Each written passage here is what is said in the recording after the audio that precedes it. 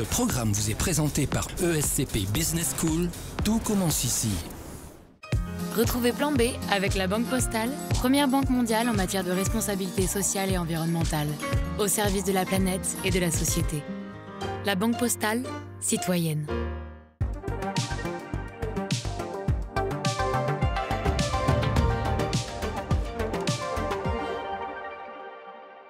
Vous saviez que la consommation mondiale d'énergie a doublé depuis 1980 ?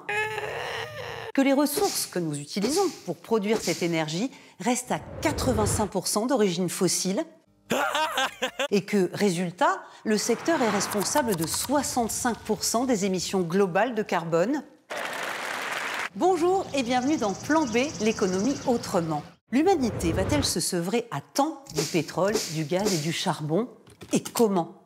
Pour certains, l'espoir, c'est l'atome. Mais l'uranium n'est pas infini et ses déchets toxiques sont éternels. D'autres se tournent donc vers les énergies renouvelables, à commencer par l'eau. En France, c'est dans les vieux moulins qu'on fait la meilleure électricité, avec 0 émission carbone. De l'eau qui dort, mais en apparence. Il y a 6 ans, Claude a rénové son moulin pour produire lui-même de l'électricité. Aujourd'hui, c'est révision des installations. La majorité de la production se fait en hiver et en été, les petits sites comme celui-ci ou les sites de plaine sont souvent à l'arrêt quelques mois l'été. Oui. Surtout avec le réchauffement climatique. Nés au Moyen-Âge pour la farine, les moulins ont survécu à l'ère industrielle. La France en compte 80 000. Une petite moitié pourrait produire de l'électricité. Ici, Claude génère de quoi alimenter 24 foyers par an et vend sa production. Alors, elle est revendue intégralement à EDF. Donc, sous forme d'un contrat, obligation d'achat sur 20 ans. Contrat qui rapporte en moyenne 20 000 € par an. Grand avantage de ces vieux moulins, la micro-hydroélectricité est la plus décarbonée des énergies, 400 fois plus propre que le gaz. Et 1000 fois plus que le charbon. Moi, plutôt que d'investir dans une Porsche, je vais investir dans une turbine. Vous voyez, moi, je trouve que c'est quand même plus vertueux, enfin, bon, c'est mon avis, ce type de démarche que de continuer à pourrir la planète. Hein.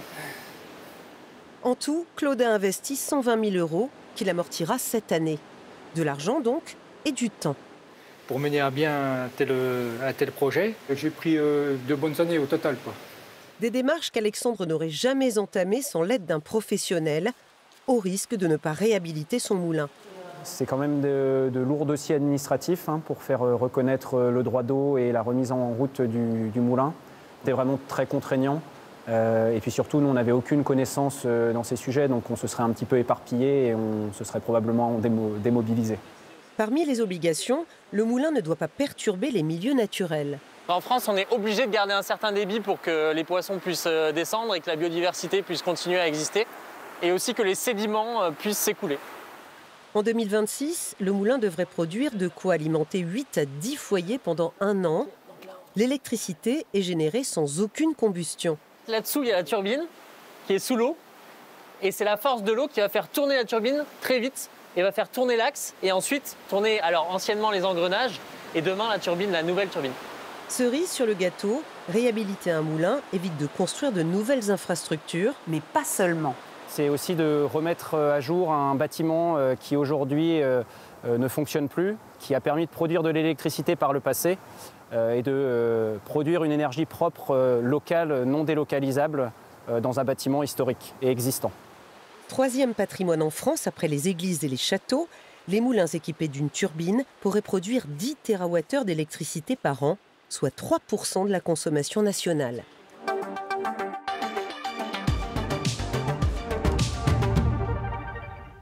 Est-ce que l'énergie renouvelable, ça veut dire 0 impact ?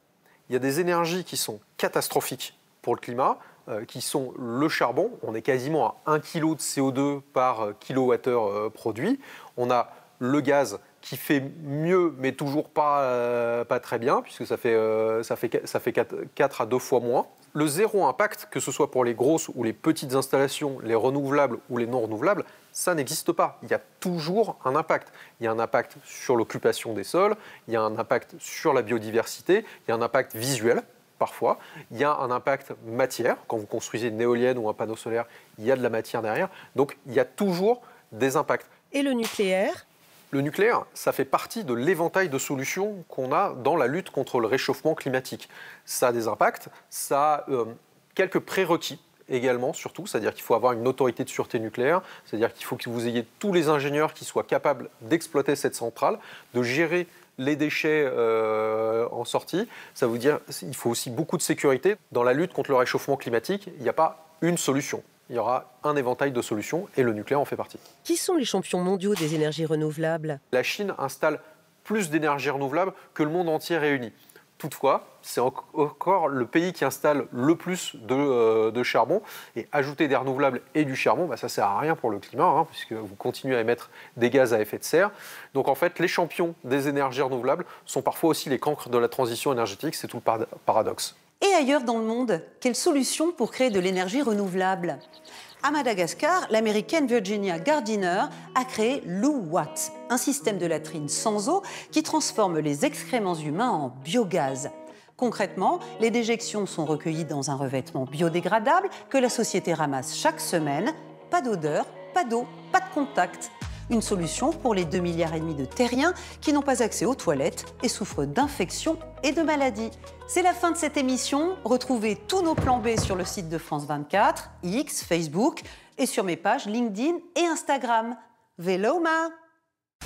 Ce programme vous est présenté par ESCP Business School. Tout commence ici. C'était Plan B avec la Banque Postale, première banque mondiale en matière de responsabilité sociale et environnementale, au service de la planète et de la société. La Banque Postale, citoyenne.